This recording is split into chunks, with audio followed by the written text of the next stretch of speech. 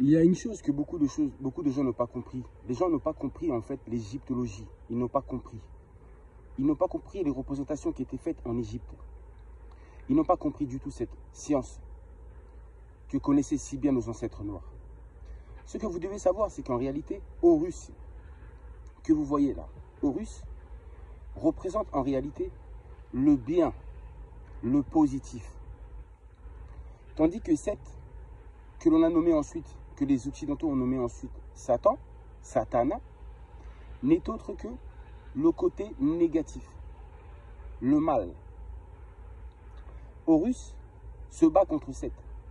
Cela veut dire que le côté positif de l'être doit continuer toujours à se battre contre le côté négatif de lui-même. L'homme possède deux côtés, un côté positif et un côté négatif. Et ce côté positif est représenté par Horus, ou disons même Osiris. Car Osiris n'avait fait que ascensionner pour devenir Horus, une nouvelle personne, possédant une vision qui le permettait de voir le jour et la nuit. Donc, c'est la transfiguration, partant du mal pour arriver au bien. C'est ça en réalité qui se passe. Ce sont les deux côtés de l'être, ce côté positif et ce côté négatif. Et dans les représentations qui sont faites en Égypte antique, vous pouvez le percevoir, vous pouvez voir que Horus est représenté étant plus grand que Seth. Plus grand que Seth. Ce qui veut dire qu'en réalité, le positif qui demeure en nous est supérieur au négatif. Pourquoi supérieur? C'est-à-dire qu'au final, le bien doit finir par vaincre. Le bien qui est en nous doit prendre le dessus sur le mal qui est en nous. C'est-à-dire que le Horus qui est en nous doit prendre le dessus sur le Seth qui est en nous, sur l'esprit négatif qui est en nous. Mais pour cela, nous devons d'abord expérimenter le négatif et pour ensuite atteindre le positif, la plénitude, la pureté, la sainteté, comme vous voulez. C'est ça le but de la vie, l'élévation. L'élévation. Faire des expériences, expérimenter, mais grandir ensuite pour atteindre le négatif. Devenir quelqu'un qui s'est débarrassé de tous ses maux, de tous ses défauts, de tous ses péchés, de toutes ses erreurs. C'est ça la finalité. Donc, c'est ça que vous devez comprendre. Seth ne représente pas Satan en tant que créature. Horus ne représente pas une divinité, c'est-à-dire ce n'est pas un dieu, mais ce sont des représentations, des symboles pour montrer le côté positif et le côté négatif de l'être. Parce que vous voyez bien la représentation qui est faite, on voit le pharaon au milieu, et à sa gauche et à sa droite, nous avons Seth, et de l'autre côté, nous avons Horus. C'est-à-dire que ce sont les deux faces de l'être. Cette dualité qui existe en nous. Étant donné, comme je vous l'ai dit, que le créateur de toutes choses, la source primordiale, est androgyne. Celui que vous pouvez appeler le Dieu créateur de toutes choses est androgyne.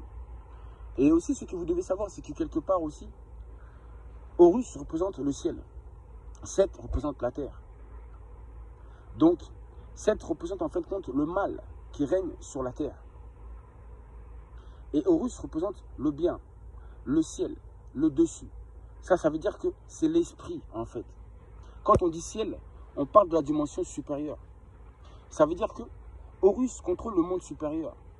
C'est-à-dire que c'est le bien qui doit régner dans le cœur et dans l'esprit de l'être humain.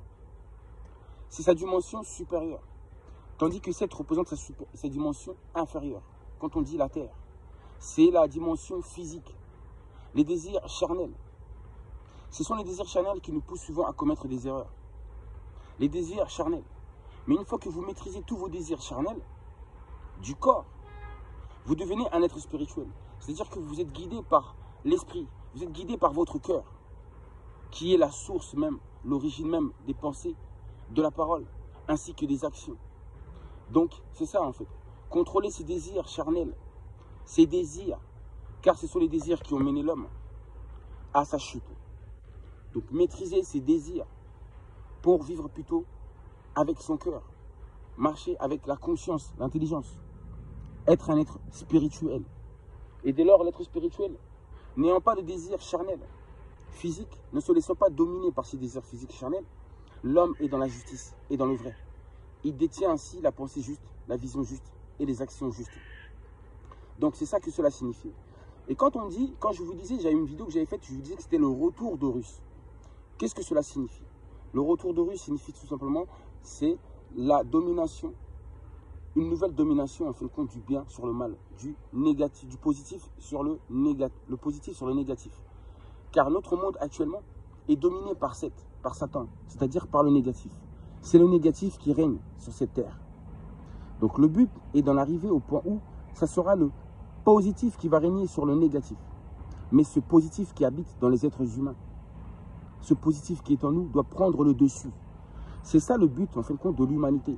Certains disent que l'humanité signifie Adam. Adam c'est l'humanité. L'humanité doit grandir pour arriver à maturité. De même que l'humanité doit arriver à maturité, les êtres humains aussi individuellement doivent arriver à maturité. Les arbres que vous voyez autour de vous n'arrivent-ils pas à maturité? Ne donnent-ils pas des fruits? Il en est de même aussi pour nous. Car l'homme est équivalent à la nature. L'homme ne vaut pas mieux que les arbres, ne vaut pas mieux que les animaux. Nous sommes exactement à la même place, étant donné que nous portons tous une parcelle d'énergie vitale. Parce que nous portons tous la vie en nous, tout simplement. Donc voilà ce que je veux dire à travers cette vidéo. Donc c'était des symboles, c'était des représentations. Derrière ça, c'était caché un message que les Occidentaux n'ont pas compris. Ils ont tout pillé là-bas en Égypte. Ils ont tout volé. Ils ont volé des écrits. Ils ont volé des choses. Mais ils n'ont rien compris à leur essence. Ils n'ont pas compris pourquoi ces choses ont été créées. Donc je vous donne l'explication. Horus, sachez-le, ne représente que la partie positive de l'homme. Souvenez-vous de ça. Osiris avait combattu Seth. Non, Seth avait combattu Osiris. Il avait tué Osiris. Et ensuite, Osiris était obligé de ressusciter pour devenir une nouvelle personne. Osiris est devenu Horus. Ensuite, Horus a combattu Seth et ensuite l'a vaincu. Osiris, c'est la même personne que Horus. C'est juste le passage de Osiris à Horus nous démontre une transfiguration. Ça veut dire qu'au début, cette personne était faible. Le côté positif en lui était faible. Donc du coup, il s'est fait vaincre par le côté négatif qui était en lui, par Seth. Et puis par la suite, la résurrection justement de ce côté positif, c'est-à-dire ce côté positif a grandi, a mûri, est devenu assez puissant pour pouvoir combattre le négatif, c'est-à-dire maîtriser, aller au-delà de ce côté positif, le contrôler pour laisser agir seulement la lumière qui est en vous. C'est ce qu'a fait. C'est le changement d'Osiris devenant Horus, devenu un autre être, un être nouveau, un être 100% positif. Et ensuite, sa positivité, étant devenue puissante, a eu la force d'engloutir le négatif qui est en lui, c'est-à-dire Seth qui est en lui. Et ensuite, Horus a régné. C'est-à-dire qu'ensuite, c'est le positif qui a régné, qui a pris au-dessus sur l'être. Tout cela, c'était une science. C'était pour vous expliquer en fait le phénomène qui se déroule en fin de compte dans l'être humain. Le combat intérieur qui est en nous, qui se déroule en nous. Cette opposition, non pas cette opposition, mais cette dualité qui est entre le positif et le négatif. Et j'ai dit le but, c'est d'arriver au positif. Le but, c'est de sortir des cycles de réincarnation pour atteindre enfin la plénitude, pour quitter les émotions, car ce sont les émotions qui nous font souffrir. Les émotions sont la cause de notre souffrance. Comme je vous l'ai dit, le créateur de toutes choses, celui que vous appelez Dieu, ne connaît pas les émotions. Il ne ressent pas les émotions. Raison pour laquelle, une fois que nous sortons des cycles, des réincarnations, nous nous retrouvons près de la source primordiale, près de Dieu. Et ainsi, nous ne ressentons plus aucune émotion et nous voilà partis pour l'éternité. Je vous dis à très bientôt.